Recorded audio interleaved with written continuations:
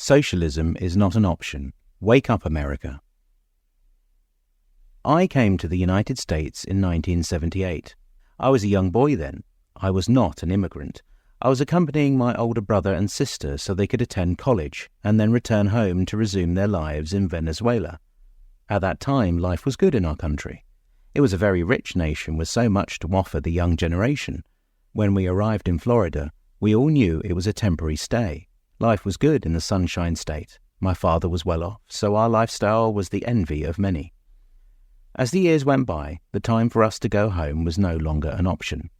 As oil prices began to fall, so did the Venezuelan economy, to the point that many economic measures had to be taken by the government in a worthless effort to stabilize the situation.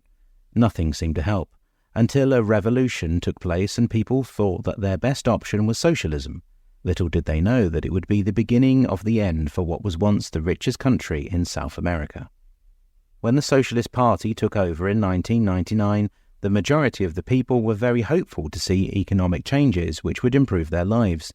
Yet even after the oil prices began to hit historic high, the country enjoyed the best oil bonanza in history. The corruption that socialism brought to the economy brought with it chaos and social instability, including the highest crime rate in the world. Today, 20 years later, the country finds itself on the brink of civil war. A day doesn't go by without some people getting killed by the GBN, Guardia Bolivarian Nacional, the government military which is paid to suppress the people who are fighting for change. The Venezuelans are in dire need to see economic changes.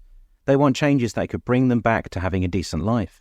The situation has deteriorated to the point that salaries which once paid $7 an hour now pay 25 cents a day. That's not even enough to put food on the table for one person, and for many, 25 cents represents the only salary for an entire household. After seeing so many videos on YouTube and reading the news on a daily basis, my anger grew bigger and bigger by the hour. On June 15th, 2017, I received a call from my dad that still lives in Venezuela with my mum. He called me and asked me to come home. My mother's health had been deteriorating rapidly, and I needed to spend time with her. The next day, I got on a plane, not knowing what I was going to find when I arrived in Caracas. To my surprise, I found what was once a beautiful country was now a country on the brink of total collapse. There were protesters everywhere, sad faces, angry faces, and people looking around every corner. Yet, I noticed that there was hope in the eyes looking back at me. People were very hopeful to put all this behind them and unseat the existing government, to let the opposition take over.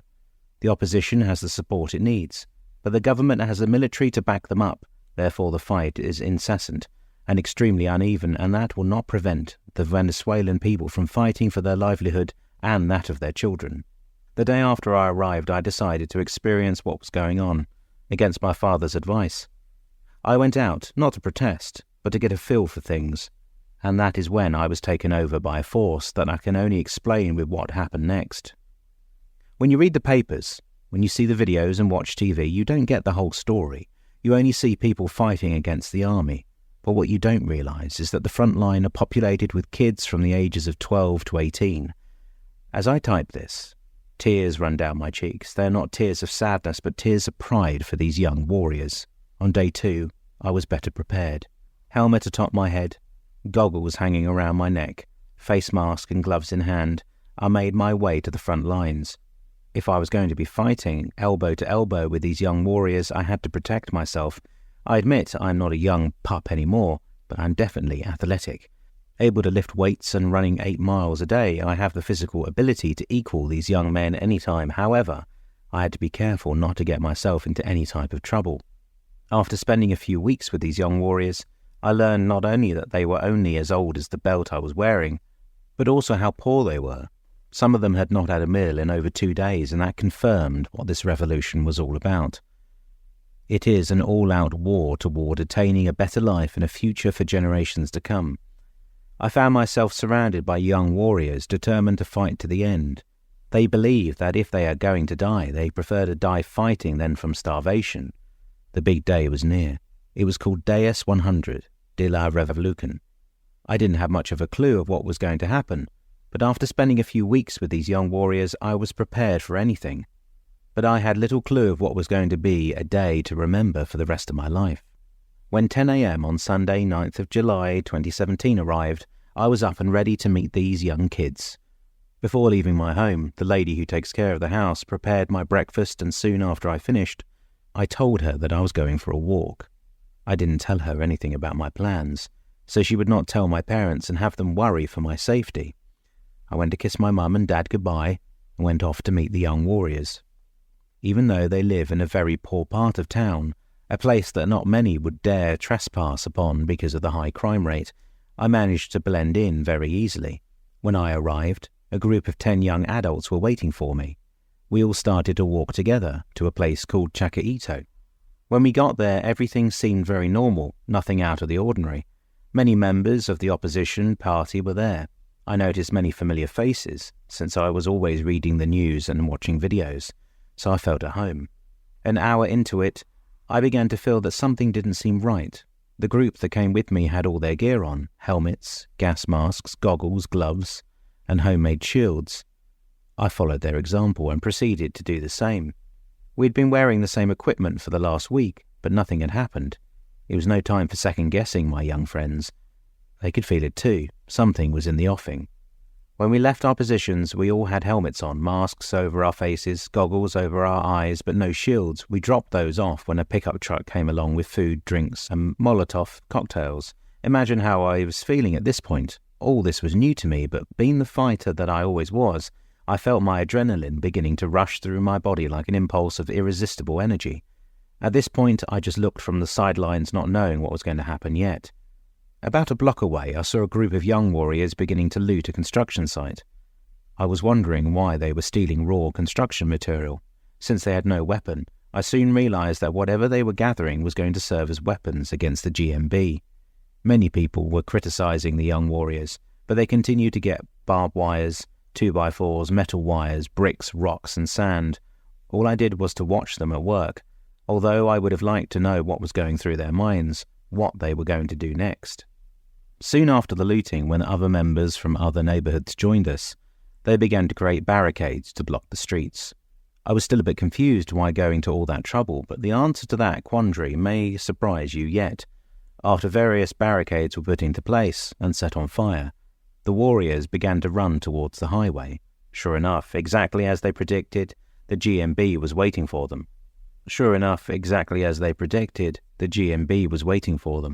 I didn't notice them. I just heard the gunshots and the gas bombs. At this point, it dawned on me that I was in the middle of what I always saw on YouTube and social media. However, this time, I was at the center of the ultimate chaos.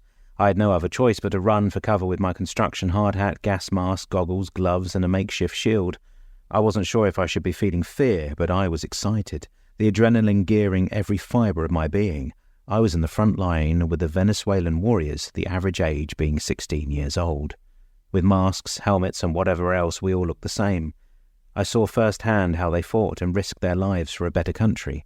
Gunfires came from every angle. Gas bombs made the GMB hard to find, but that didn't stop these young warriors from fighting on. As a matter of fact, the action only fueled their anger with retaliatory acts. The Molotov cocktails began to fly, and it became an all-out war with rocks, homemade bombs, and slingshots. I got involved. I couldn't just sit by and let them do this by themselves. I fought hard, hit a few targets, and protected my own. This went on for 3 hours until all of a sudden I got hit on the neck by a piece of shrapnel and fell down hard. It wasn't a direct hit, a flesh wound at the most, but it was severe enough to knock me out. The piece of shrapnel not only hit me in the neck, but I was also assailed by no less than 7 rubber bullets. Quickly, a group of Red Cross personnel came to my rescue and took care of me. As I began to regain my senses, one of the warriors came to me and said that we needed to leave. The GMB have brought reinforcement, and if they see you, they would take you to a military jail. I got up and ran with them out of the area. Some 200 yards of running later, everyone took a different route. At this point, and suddenly, I found myself running alone. Thankfully, I was familiar with the neighborhood. I had walked those very same streets years ago before moving to Florida. I kept running until I ran into a street vendor. He said, "Quickly, put the shield under my car and sit next to me, and please give me all your gear." I did as I was told. The GMB went by, at least 50 motorcycles, and thank God I didn't look like any of the young warriors they were looking for. Soon after they passed by, I ran across the main road to a back alley where another street vendor told me to stand next to him to avoid any commotion since the GMB was still patrolling the area. Once the coast was clear, he instructed me where to go next. As I started to walk, I ran into 3 of the young warriors. When they saw me, it was as if they saw their favorite movie star. They came up to me and hugged me and thanked me. They said we could win this war in one day if people were more like you could join in. They told me this with tears in their eyes, and that is when I realized that I did not only do what I felt was best for my country, but I impacted their lives for years to come. I told them I would never forget how brave they were and that their generation will be the future of this great nation. As I turned around, a vehicle was waiting for me. It felt like I was on a Hollywood set. It was all so well organized. Behind the wheel, an older fellow, his wife sitting in the passenger seat, offered to take me out of that area so I would not be at risk. When we arrived in the next city, another car was waiting for me to take me to my home. I was in shock, honestly.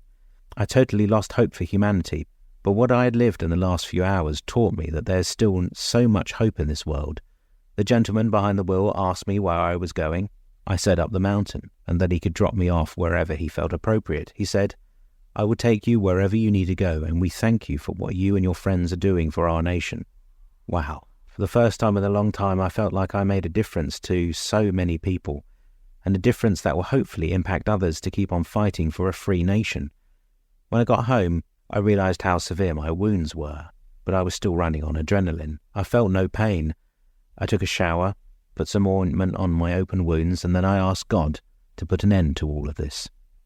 It is amazing how we see things on TV, the news, social media, but have little clue what these young warriors are doing to free a nation that they have never seen free, since the government in power is older than they are. I hope this article reaches many to help put an end to a revolution that is killing many. And yes, socialism sucks. Take it from me that I lived it, and I am here to talk about it.